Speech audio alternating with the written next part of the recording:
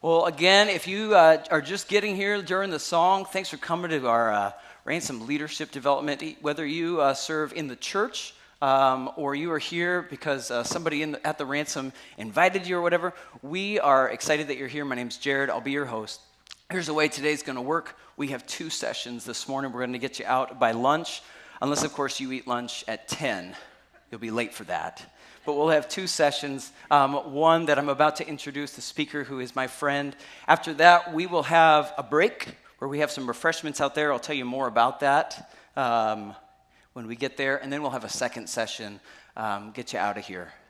But this first speaker, in 2009, him and his wife and a group of other just great leaders, they got together and planted a church that was God's idea in Sioux Falls, but they planted it in a movie theater. It was not something that a lot of people had seen then, but God was leading in that direction, and leaders go places that other people might not be, right? And over the years, that church has been responsible or been a part of thousands of people coming to know Jesus Christ as their Savior, and even some community development that has gone on. This is, he's a father of 3, husband to 1, and he's my friend. I don't know why you're laughing there. His name's Phil Tagg. Would you welcome him?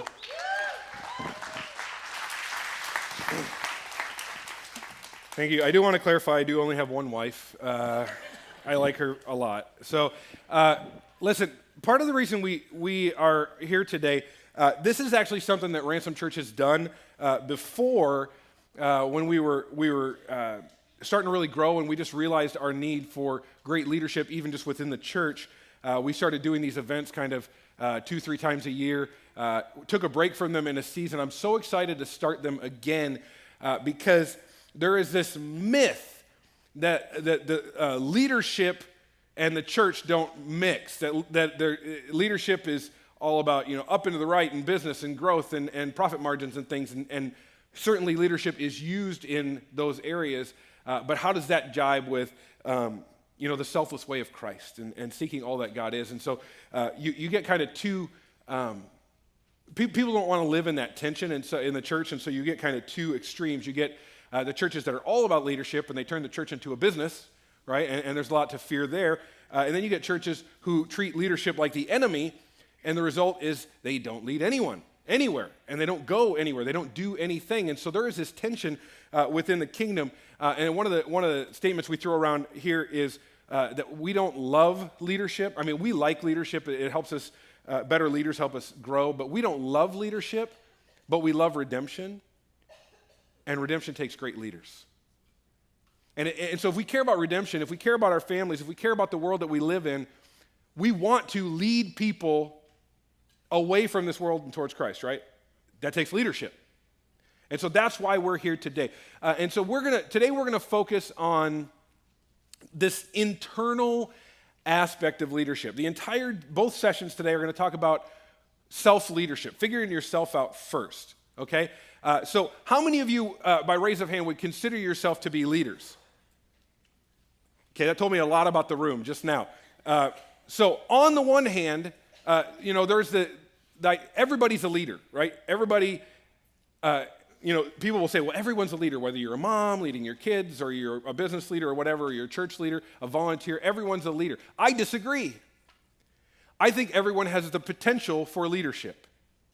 But there's a saying out there about leadership: if you think you're leading, but you're not sure, turn around. If nobody's following, you're just taking a walk. Okay? And so you might be in a leadership position at your company. Turn around. Is anybody following? Just because you're in a leadership position doesn't make you a leader. You might be a stay-at-home mom, but you can see clearly you're shaping your kids for the kingdom. You're a leader. You're a leader. We all have the potential for leadership. And so here's the thing. If we don't have a handle on our own identity as a leader, leadership training is pointless.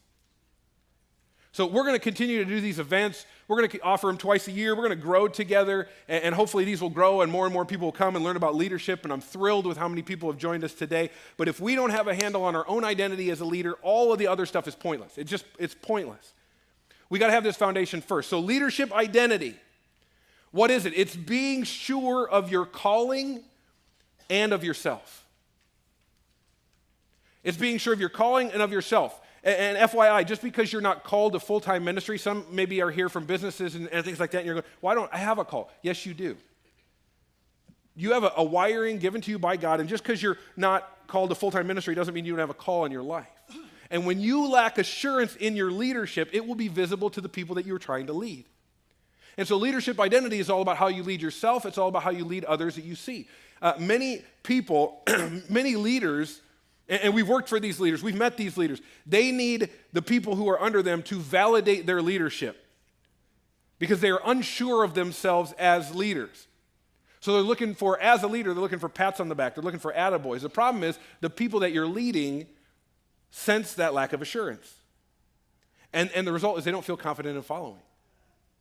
They don't feel confident in putting their trust in you. So leadership identity begins on the inside. It's a validation of by God and God alone as he whispers in your ear, I chose you for this. You are called to this. And that's true whether whatever profession you're in or whether you're a stay-at-home parent or whatever it is. I called you to this. It's true in your volunteer role on the local church level. I called you to this.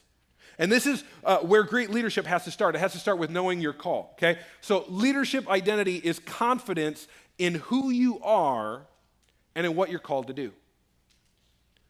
How would your leadership change in your family, at your work, in your place of business? How would it change if you were confident in who you are and confident in what you were called to do and you felt like you were actually doing that with your leadership? And really it comes down to this question. Do you believe that you should be leading? Most people would say, no, I'm not equipped. But do you believe God called you to do what you're doing? Do you believe he called you to serve where you are? That does not mean, do you think you're the best leader there is? Do you think you're the best leader in the room?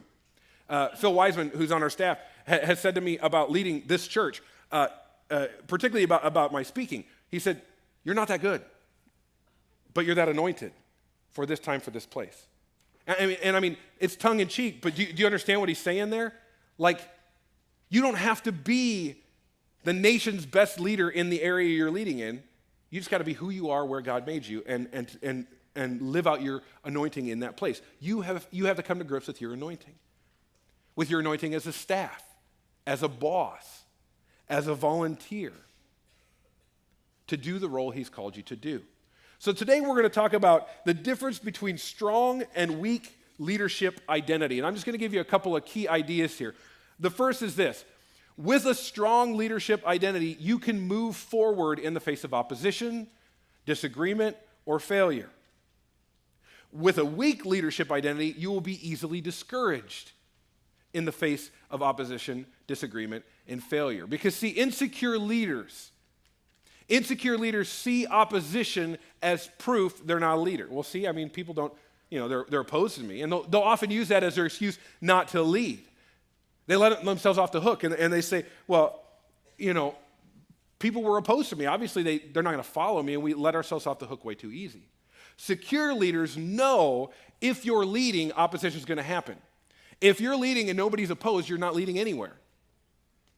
Once you choose a direction and you chase it, there will be people who will oppose you.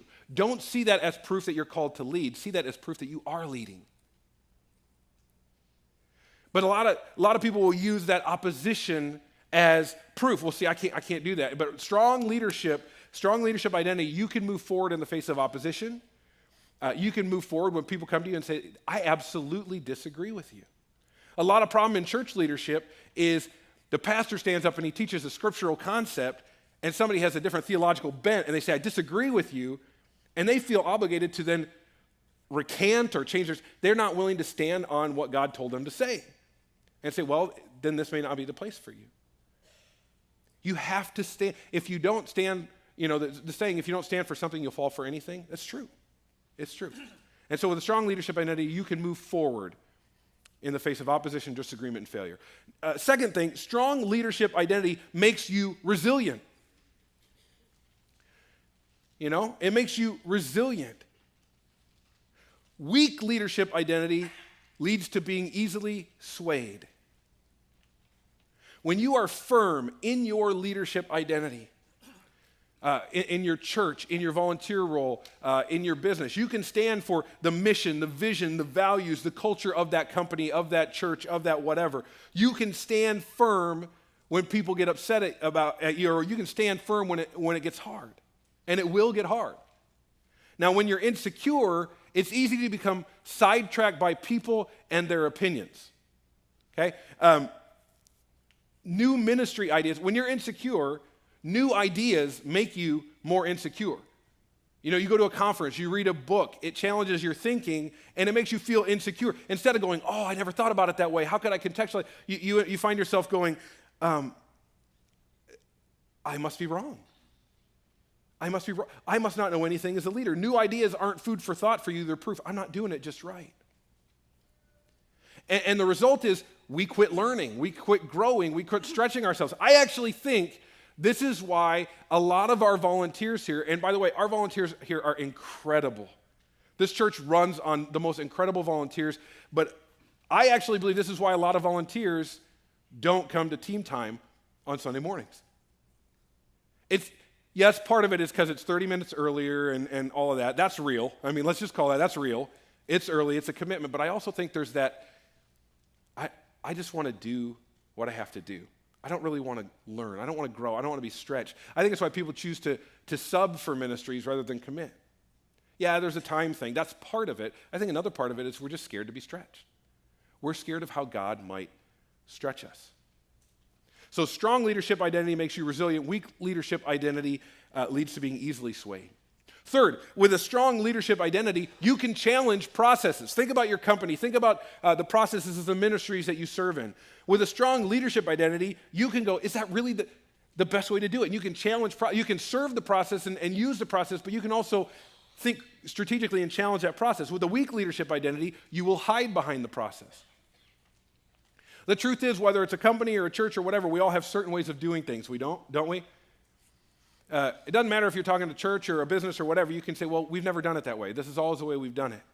Those processes, those systems are in place for the sake of people. Every business, the processes you have in place are for the sake of customer service. In the local church, the processes are in place so that nobody falls through the cracks. Everyone matters. The processes are in place for the sake of people. But sometimes the process and people bump up against one another, and you realize as an employee, as a volunteer, as a boss, this process is not effective, right? You're the leader. You know the people. Don't assume the people are the problem. Ask if the process is the best. But maybe you can make it even better. But we won't do that. If we have weak leadership identity, we'll just hide behind the process and go, well, that's how it works. But what if we can make it better? So third, with a strong leadership identity, you can challenge processes. Perry Noble shared some rules about leadership that I think are just really, really relevant. And the first one we just maybe need to just let sink in. Not everyone is going to like you. If you are leading, wherever you are leading, with the goal that everyone will like you, that is a recipe for disaster. Not everyone is going to like you. Not everyone is going to like your company. Not everyone is going to like your business plan. Not everyone is going to choose your business. You can't be everything to everyone. I don't have a Sunday that goes by without someone coming up to me telling me what they are passionate about and why we should do it. Right? And I can't give up what I'm called to do what somebody else is called to do. And the majority of people who leave our church don't do so over theology or anything like that, although that does happen. They do so because they don't like what we're doing. Now, I planted this church. I'm a little fond. I think it's the greatest church on earth, right? You can say amen. I mean, like, thank you. I think it's the greatest church on earth. And so the idea in my mind that someone might not like how we do church is mind-boggling to me. because I think we do church better than anybody. And so they leave and they say, well, this just didn't work for me. And I'm like, you're taking crazy pills. Like, you're taking crazy pills. But that comes from, I need them to like me, right? That's insecurity, folks. Okay? So not everyone is going to like you. And listen, your goal is not for everyone to like you. If you are leading, whether it's because sometimes you lead people down here, sometimes you lead peers, sometimes you lead your boss. If you're leading, you will be questioned. You will be questioned. You will be misunderstood. You will be dismissed. Welcome to leadership. If you are not ready for those things to be true, you're not ready to lead. And by the way, parents, you ever felt questioned, misunderstood, dismissed by your children? You're a great leader. Number 4, developing a strong leadership identity keeps you going when you're tested. And as we're saying, you're going to be tested. All leaders are tested.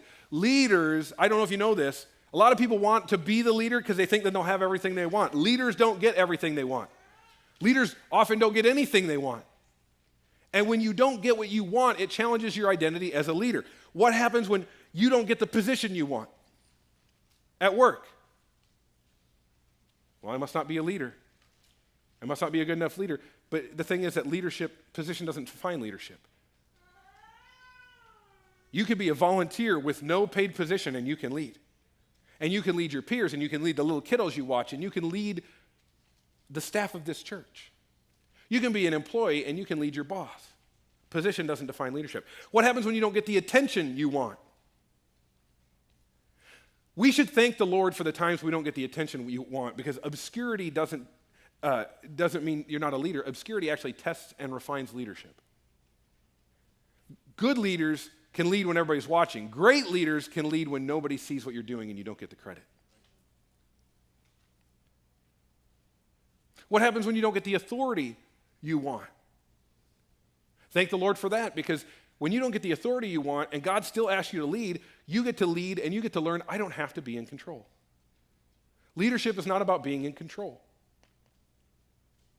How can you shape the culture even when you're not in control? So developing strong leadership identity keeps you going when you're tested. Number 5, developing a strong leadership identity saves you from many traps. Many traps. And I want to point out some traps for you here. That when you have a weak leadership identity, if you're wondering, well, how do I know if I have a weak leadership identity? You're probably falling prey to one of these traps. And this is not an exhaustive list. It's not every one, but it's a pretty good list, okay?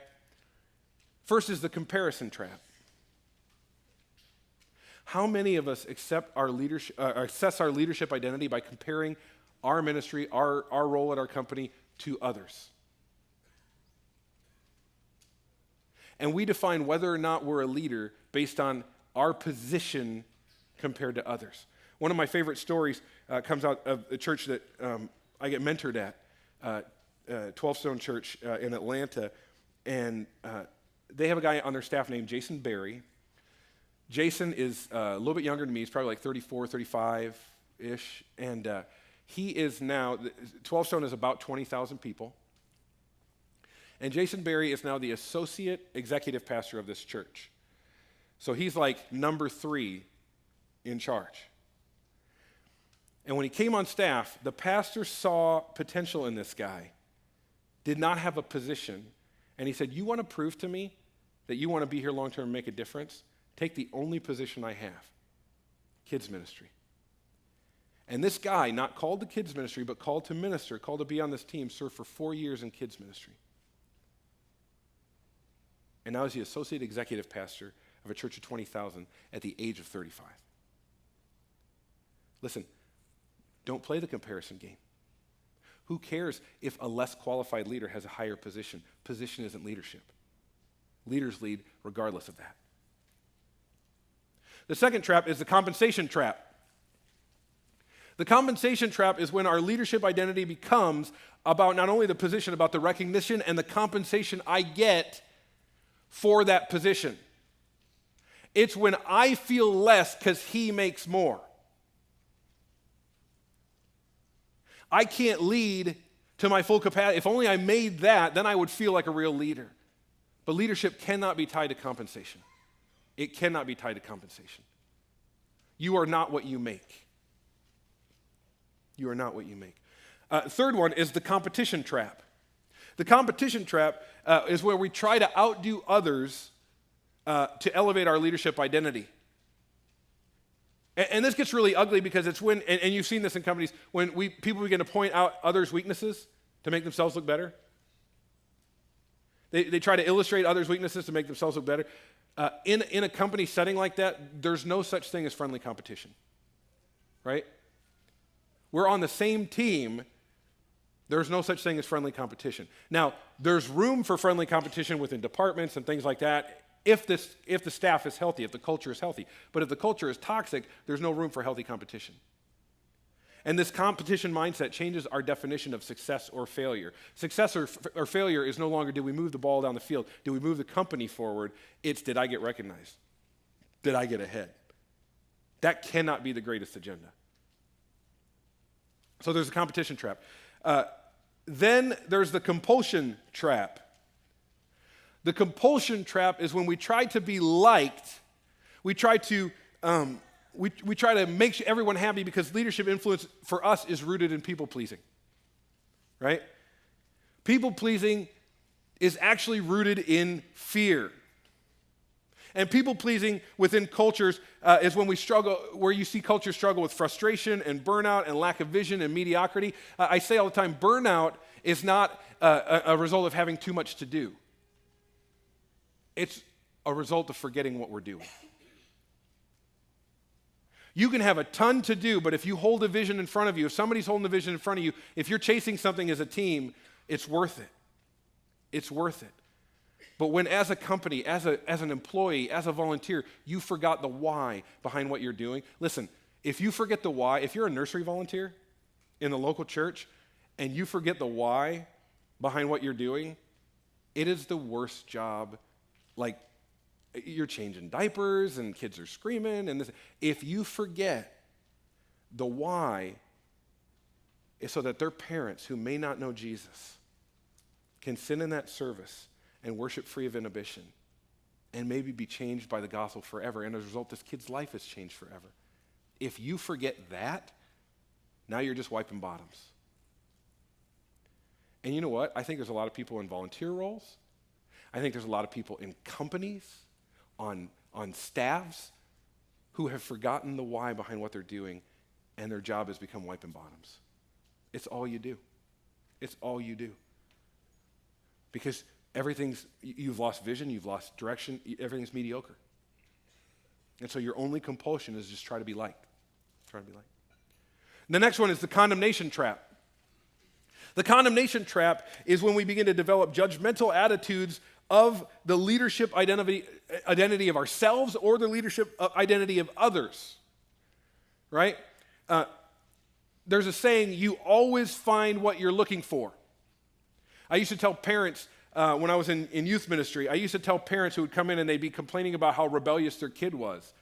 And they never just said, my kid is rebellious, my kid's a good kid, he's just so they always said, he's so worthless, he's so blah, blah, blah, I don't know why this is happening. I raised him right, I raised her right.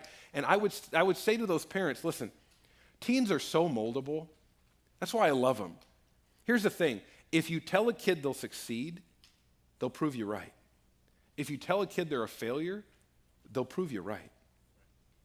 This is as much on us as it is on them. And that's true in the workplace. It's true in the volunteer world. You always find what you're looking for. If you seek the negative, you'll find it. If you seek the positive, you'll find it. And never forget just a basic leadership concept. If you look around and all the leaders around you stink, you reproduce who you are, not what you want. So if every leader around you is lousy, own that. Train them. Be a leader. Lead. Don't fall trap to the condemnation trap, because if you look for negative, you'll find it. If you look for positive, you'll find it. The last one is the control trap. The control trap is when we try to validate our leadership identity because we feel we need to be in control of our environment. We try to monopolize situation instead of developing others, instead of maximizing their potential. We do whatever we can to work for ourselves and our leadership position, and we focus on maintaining control. We're driven by fear of losing leadership influence. And so maybe you've fallen into one of those traps, and you can identify and you need to work on that. Number 6, developing a strong leadership reputation or leadership identity helps you harness your leadership reputation. Developing a strong leadership identity helps you harness your leadership reputation. Alex Lickerman in Psychology Magazine, he's an MD, wrote in Psychology Magazine back in 2010 about the value of a good reputation and why we should care about how other people perceive us. I want you to listen to this excerpt. And by the way, the first time I read this, I just wanted to pull all my hair out, okay? So listen to this. A reputation is an animal designed by committee. You give birth to it, but the way it develops depends on the action of others. Are you frustrated already? Your reputation lives a very real existence apart from you, representing the collective mental construct everyone but you shares about you, a construct based partially on your own actions, but also on the perceptions others have about others' perceptions of your actions. We only ever have influence over our reputation, never control, as is the case with all things external to us. But it remains one of our most precious assets, far more important than any one job, house, car, or even, some would argue, money. So let's break down this incredibly frustrating paragraph, right? First, reputation is what others say about you, right? Your reputation is what others say about you.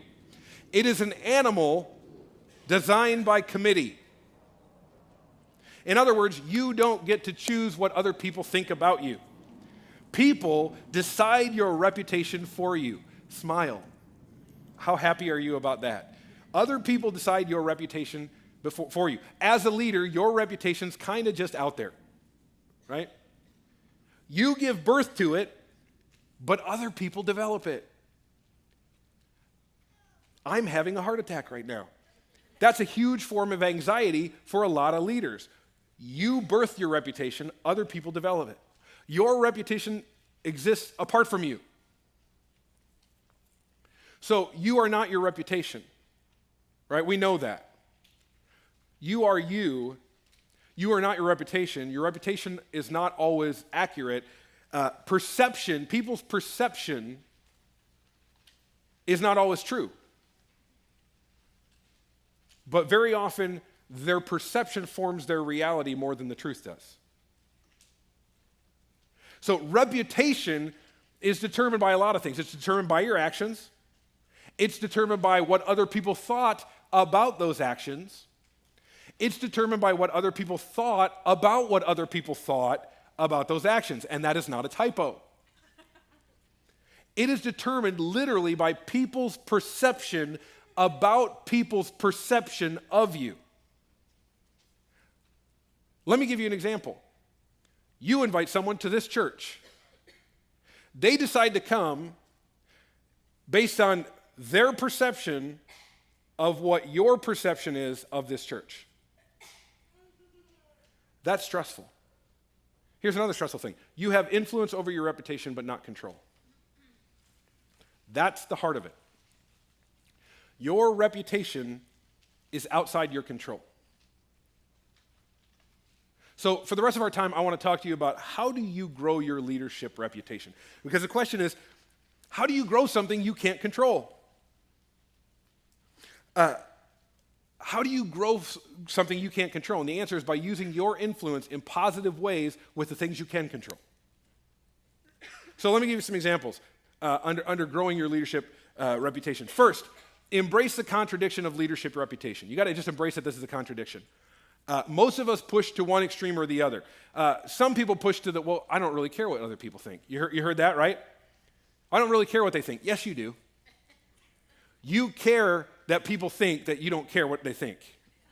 Like you're trying to put out the vibe, you're so chill, you're just like, I don't really care what other people think. Yes, you do. You want them to think you don't care. The other extreme is that you become obsessed with what other people think. Both of these are immature, right? Maturity finds the balance. Insecure leaders care about what others think for emotional reasons. Secure leaders also care about what others think, but they care about what others think because it will help their leadership. And by the way, this is scriptural. In Proverbs 22, verse 1, it says this: a good name is more desirable than great riches. To be esteemed is better than silver or gold. As a leader, whether a parent at your job, a volunteer, a church staff member, as a leader, leaders have to care what people think. Why? Because reputation opens or closes doors. Because reputation increases or decreases influence. Because reputation shapes what people think before they even meet you. Your reputation precedes you. Because reputation influences trust. Those who attend the Ransom, what kind of reputation, you don't have to answer out loud, but just think in here, what kind of reputation does Ransom Church have?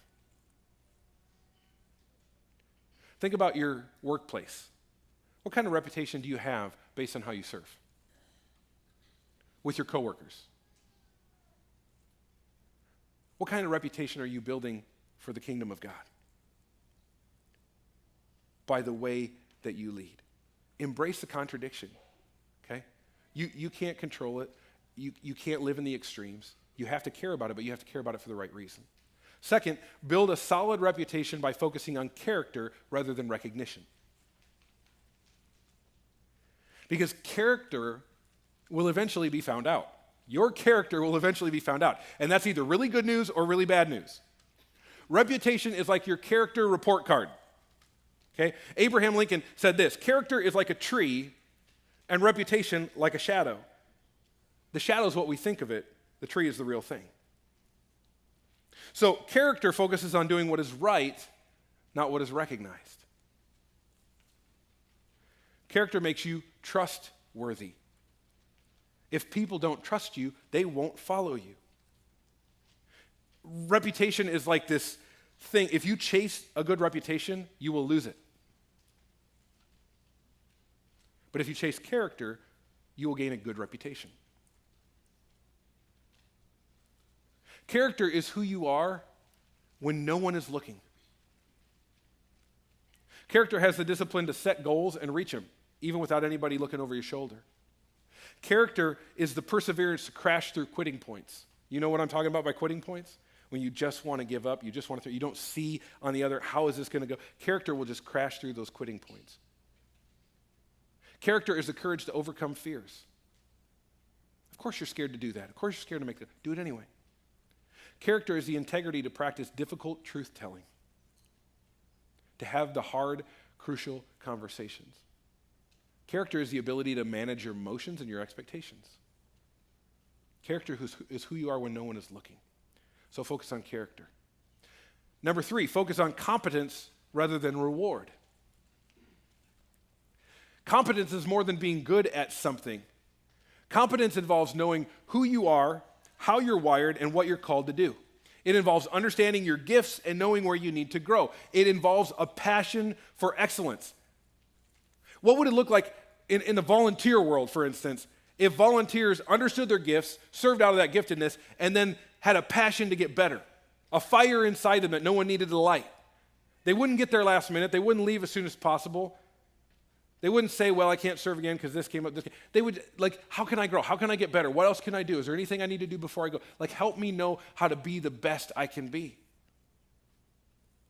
Because they're focused on competence rather than reward. Competence trumps reward.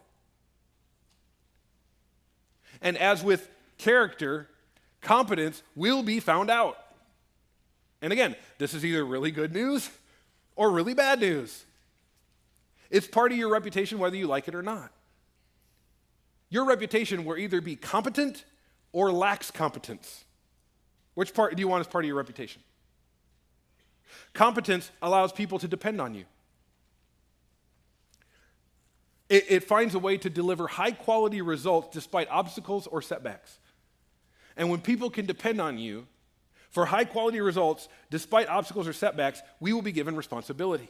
Responsibility leads to its own reward, whether it leads to a position or not, leads to its own reward. It leads to more opportunities, more trust, more influence, more authority, more freedom, but only if you're seen as competent. Also, competence is a will to achieve at a high level. In other words, competence never makes excuses. Competence is committed to doing whatever it takes always. Whatever it takes, I'm always going to deliver. It's committed to developing your craft and being better than I was last year. Again, think about the volunteer world. What if all of our volunteers, what if all of our staff members, what if all of your employees committed to get 5% better this year, and then 5% better next year, and then 5% better next year? It's committing to always doing more than you're asked, not less, not just enough, but more, going above and beyond. It's committing to achieving in obscurity, even when you're not championed. So it's self-motivated.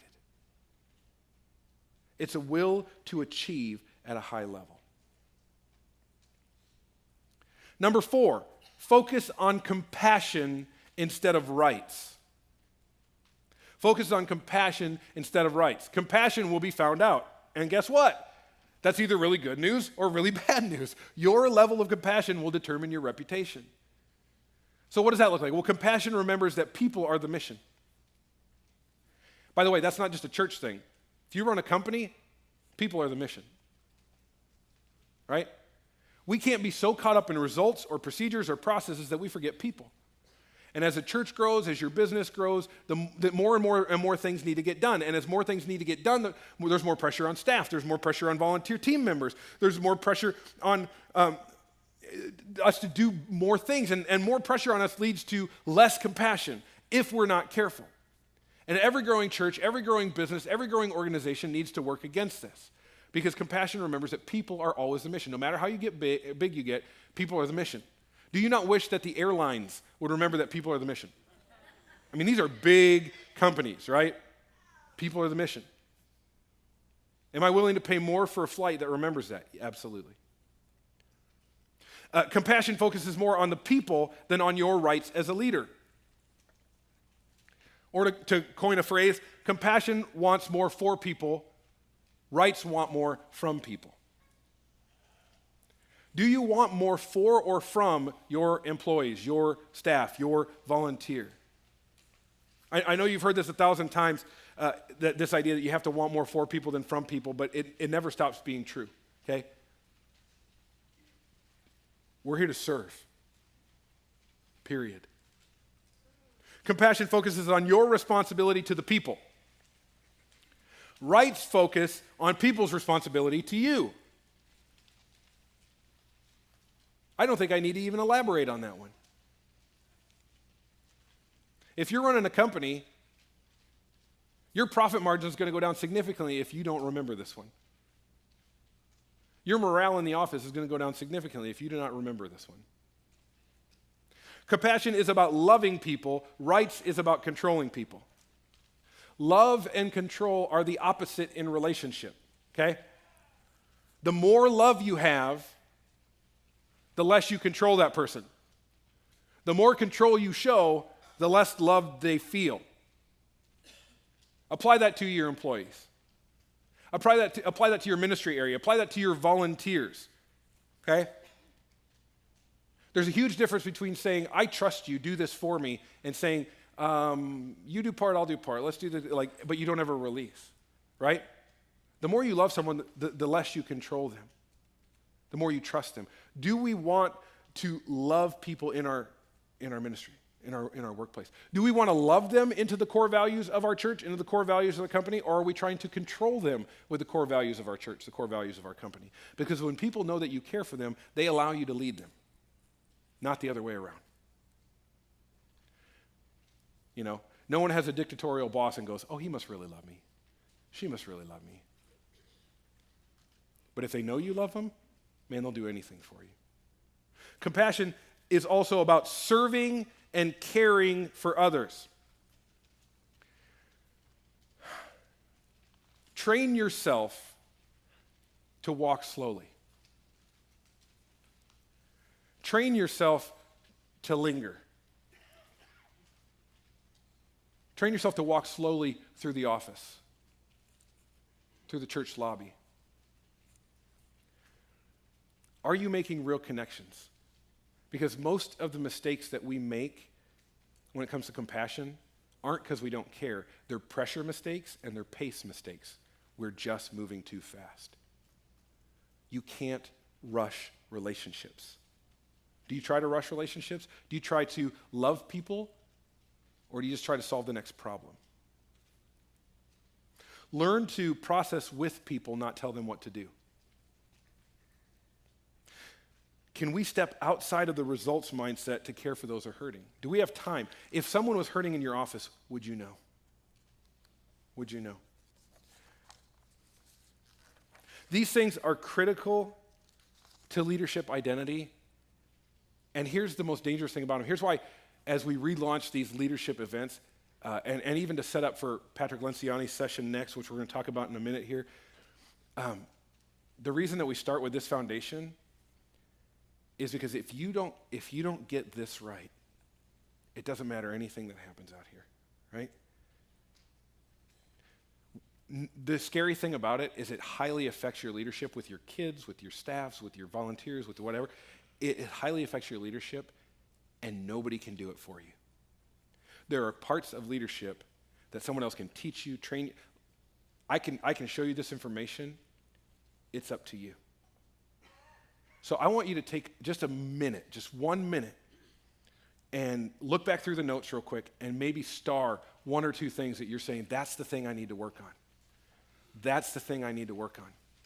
Go ahead and do that for a second here.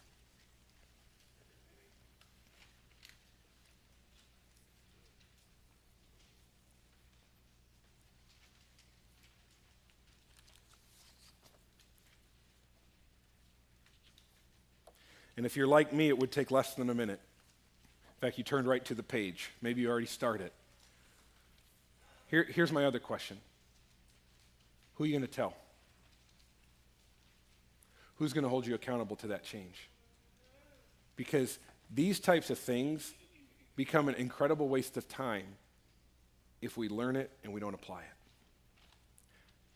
Do you know what depth is? Depth is learning and application together. So who are you going to tell?